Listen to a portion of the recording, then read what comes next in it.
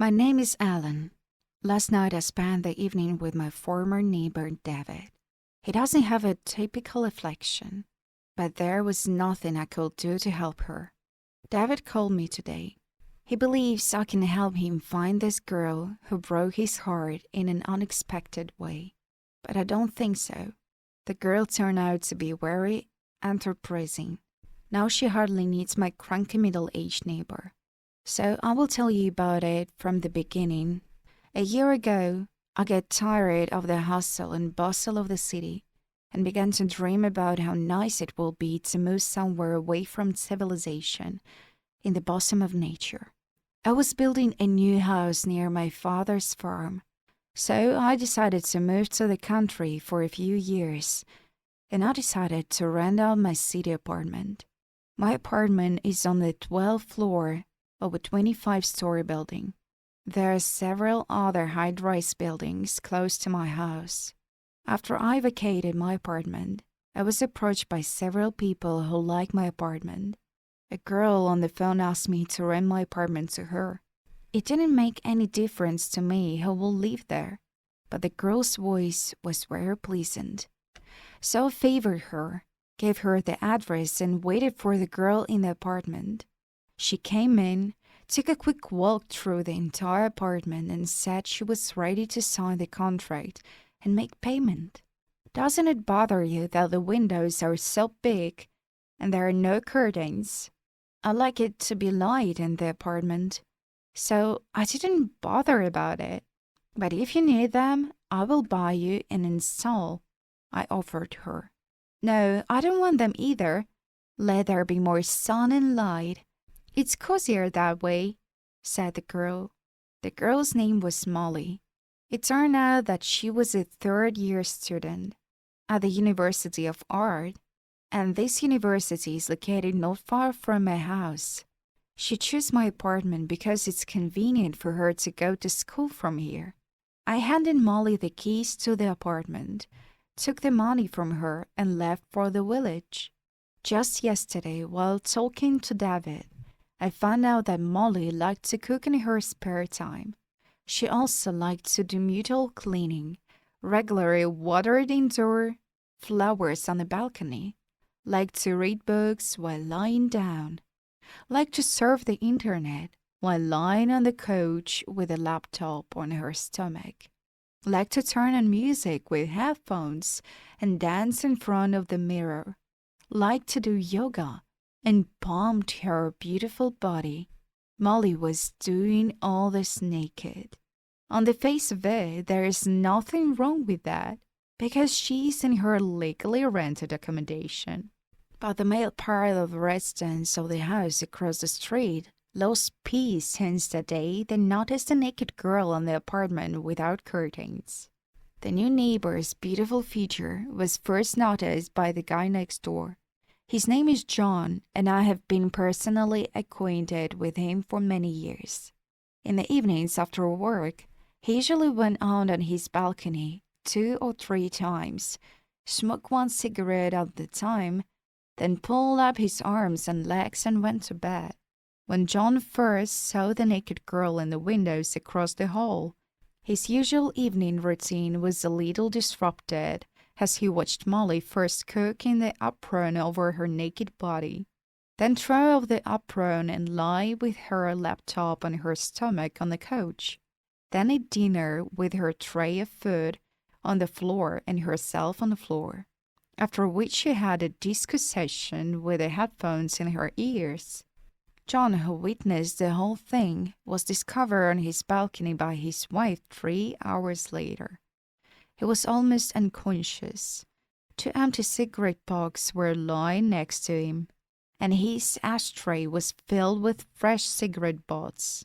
The EMTs who arrived on the scene asked why he smoked so many cigarettes in a row, to which John could find no rational response in the presence of his wife. While he was watching Molly, he hadn't noticed himself taking one drag on one cigarette after another, eventually giving himself nicotine poisoning. A few more days later, Molly was spotted by another tenant from the neighboring house.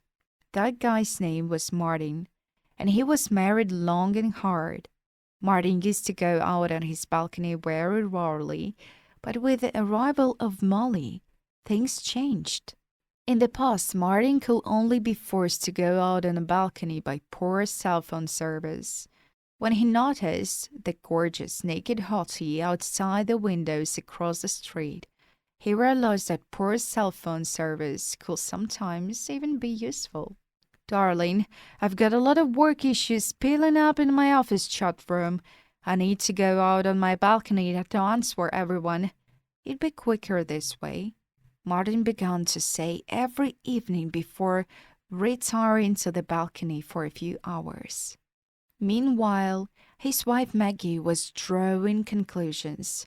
She had long been frustrated that their intimate life with her husband was not as sweet-brand as it used to be.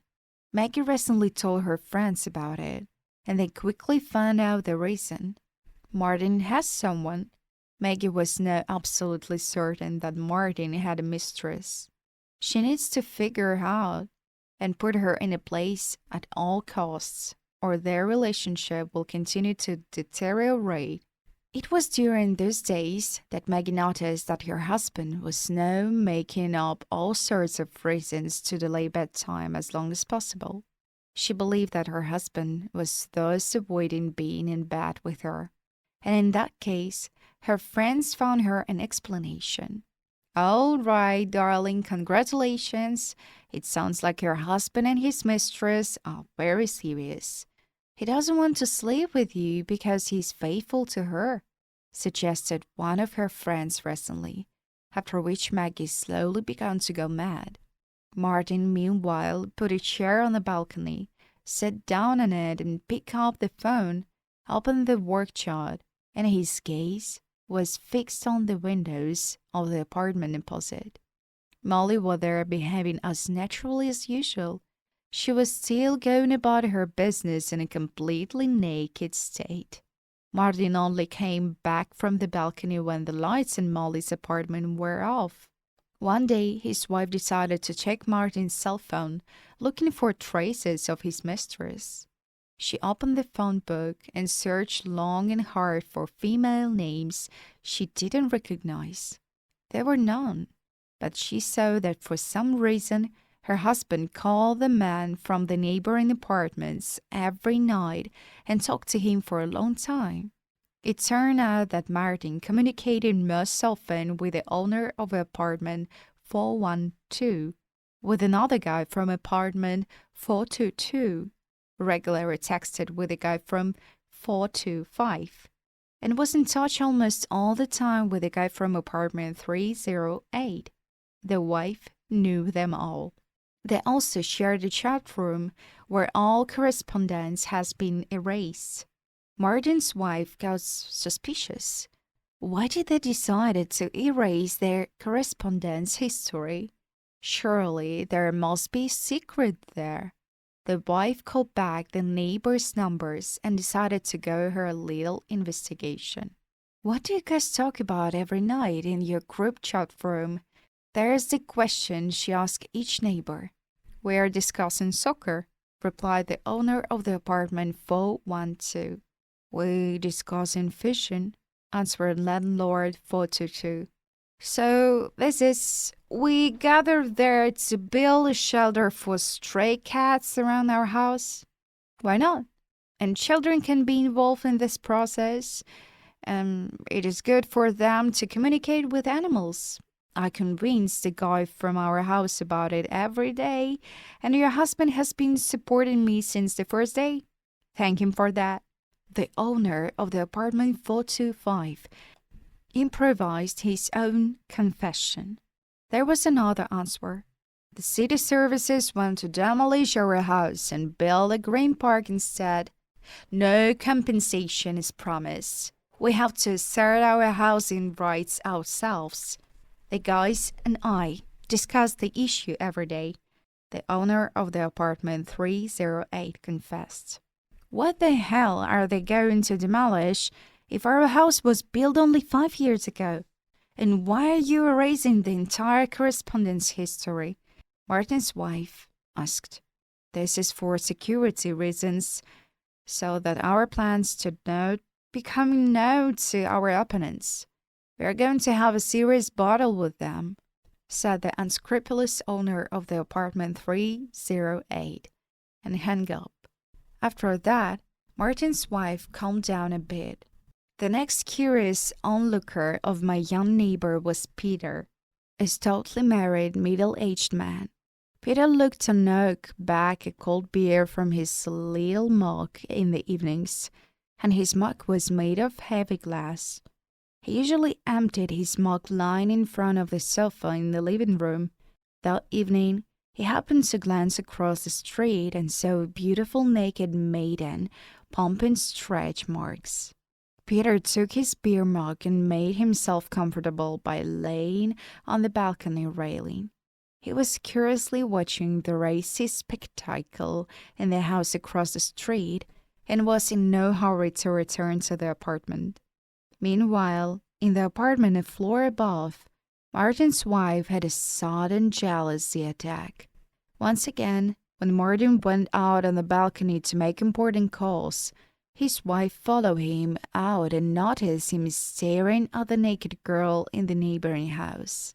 "Oh, that's what kind of work issues you are solving at this time. I'm going to help you fly out of here or land at the feet of that titty cow," said Martin's wife, threatening with her fists, then ran into the kitchen for a frying pan. She came back very quickly. During this time, she continued to badmouth her husband. Hearing a commotion in the neighboring house, Molly decided to see what was going on. The boys in the house across the street were very lucky tonight. It was still early evening, and it was bright all around. When Molly leaned out on the window, showing off her magnificent breasts, the boys from all the balconies across the street clapped their hands in unison. Meanwhile, Martin's wife had completely lost her temper. "You, titty cow, I'm going to give you such a show that from now on you will wear only a burqa at home," she said and threw a frying pan in her direction. Turned out the woman was inexperienced at throwing. The frying pan hit the edge of Martin's balcony. Then it flowed down and fell on Peter's head, who was sipping his cold beer from a heavy glass mug.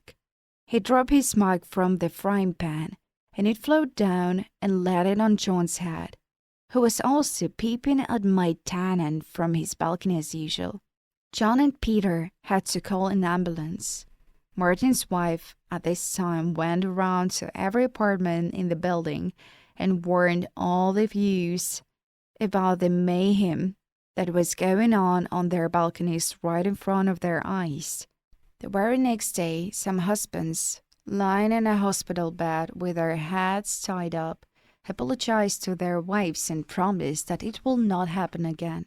After that, there was indeed silence in the house for a few days. The married man had calmed down, but now it was the bachelor's turn.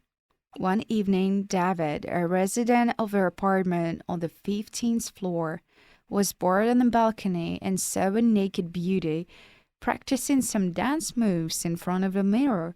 David and I have known each other for a long time. He's an old bachelor, lives alone but likes to hang out with all kinds of hotties. David also turned out to be an enterprising guy. In some online group for men, he threw an ad of the following nature: "Viewing live erotic scenes in the evening. Ticket $30. This price includes a cold beer, appetizer, and binoculars. There is no time limit for viewing." He did it so he wouldn't have to watch the spectacle alone. He also wanted to do a good deed for other bachelors. David's entrepreneurial version worked the same day. The guys would gather at his house, sit on a balcony, turn out the lights, and quietly watch the evening life of a naked beauty.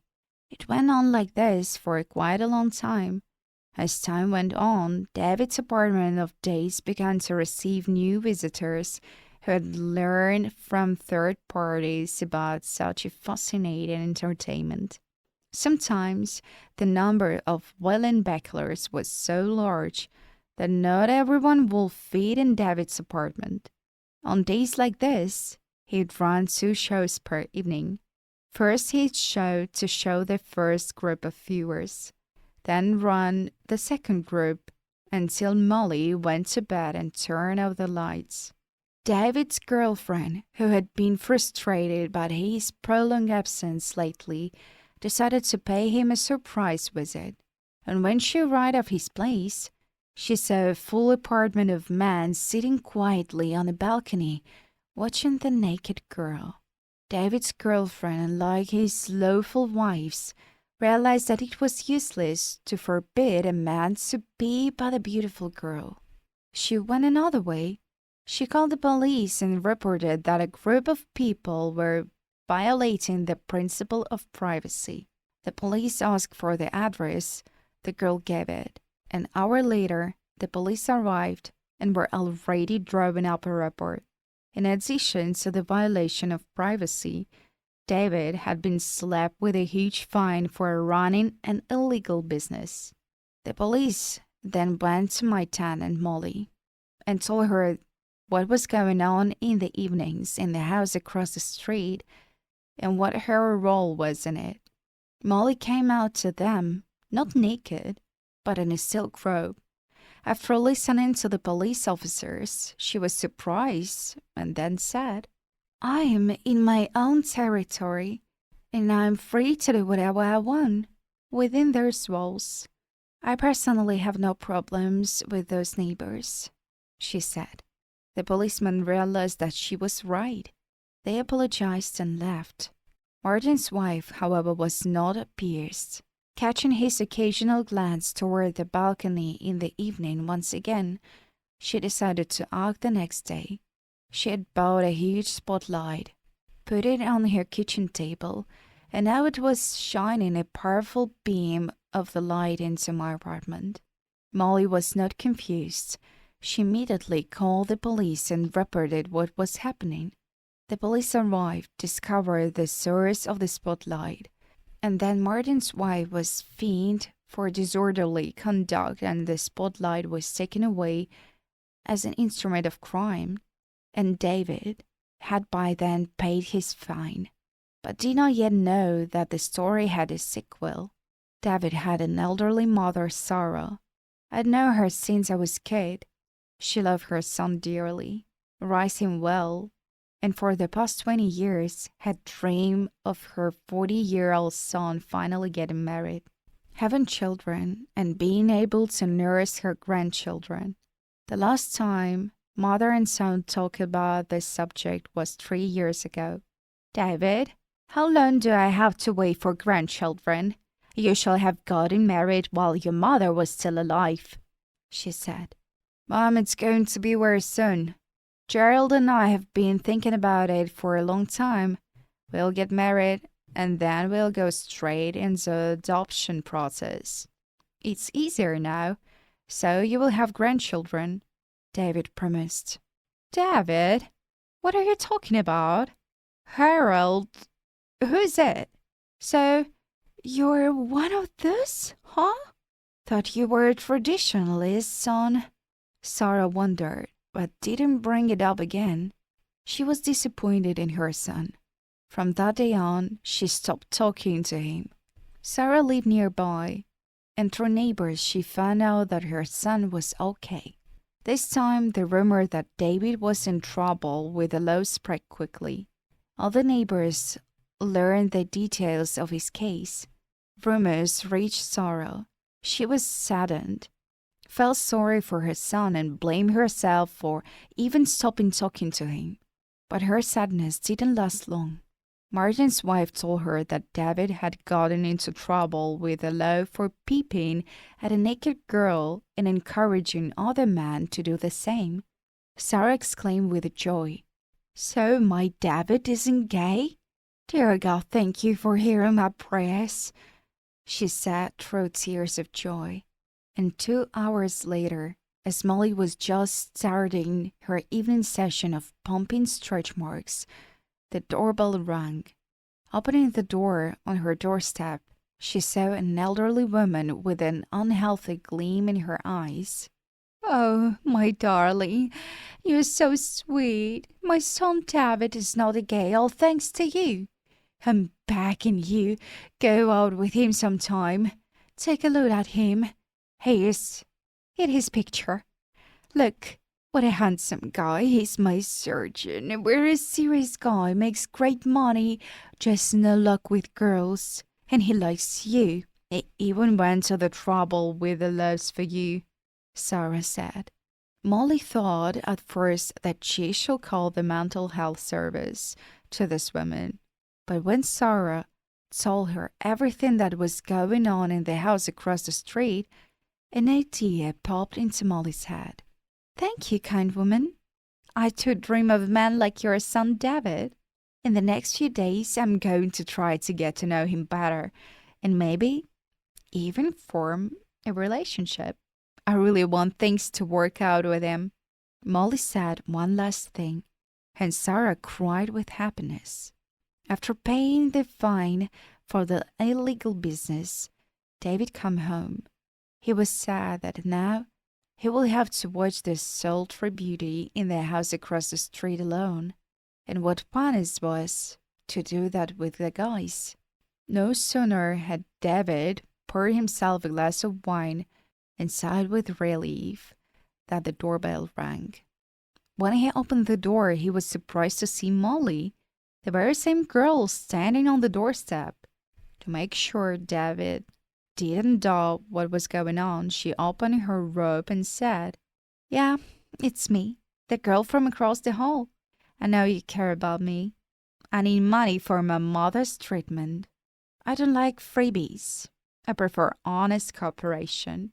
In short, I'm ready to give you the right of the first night with me for this amount," she said, and held out a small piece of paper. It was a serious sum of money, but David was not in a position to refuse this girl now. She purposely left her robe open and looked at him in the eyes. "I agree. When can we materialize all this?" he asked excitedly. "Why procrastinate? As soon as I get the money, you can come to me right away. You already know where I live," she said coquettishly and smiled at him. "Stay here," David said, then retired to his apartment, and a few minutes later brought up the amount Molly wanted. "Come to my place tomorrow night. We will do it in full view of everyone," she said, and walked away with the wads of bills in her hand. The next night, I had to witness other events. Molly called me first and thanked me for the apartment. I'm going to move into my own apartment, which I will buy by other day. I'm in the process of looking at different options. "Thank you for everything," she said. I was happy for her and wished her a good purchase. A couple hours later, David called me. "Where did you Tan and Molly move to?" he asked. "I don't know," I answered honestly. "She lied to me," he resented. I asked David to explain his claim. Together, with long words, he sent me only one picture. It showed the windows of my apartment, and on them was written in big letters, "Ciao, losers." That was all Molly had left for my neighbors. And David had already set himself up for a serious relationship with her.